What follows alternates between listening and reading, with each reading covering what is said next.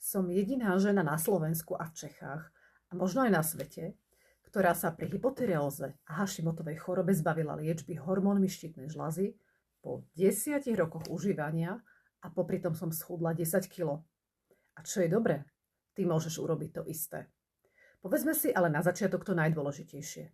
Zápal štítnej žľazy alebo Hashimová choroba je autoimunitné ochorenie, pri ktorom tvoje telo ničí štítnu žľazu a pacienti majú potom zvýšené riziko ďalších autoimunitných ochorení a taktiež rakoviny štítnej žľazy.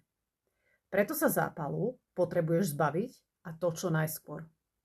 Primárna príčina akéhokoľvek autoimunitného ochorenia vrátane zápalu štítnej žľazy je zvýšená črevná priepustnosť. Keď vyriešiš zvýšenú črevnú priepustnosť, zápal štítnej žľazy zmizne. Ale pozor, remisia nevedie cez suplementy. To som pochopila aj ja potom, ako som počas posledných 5-10 rokov vyhodila na doplnky a rôzne gadžety viac ako 10 000 eur.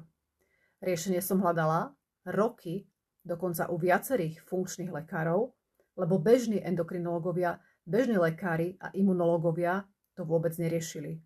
No a riešenie som našla.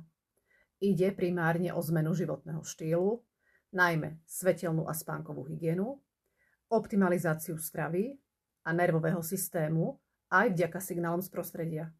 Vďaka týmto a ešte niekoľkým ďalším úpravám v mojom živote mám znížený zápal štítnej žľazy o 95%, schudla som 10 kg a vysadila som liečbu hormónmi štítnej žľazy po 10 rokoch užívania a lieky už nikdy nebudem potrebovať.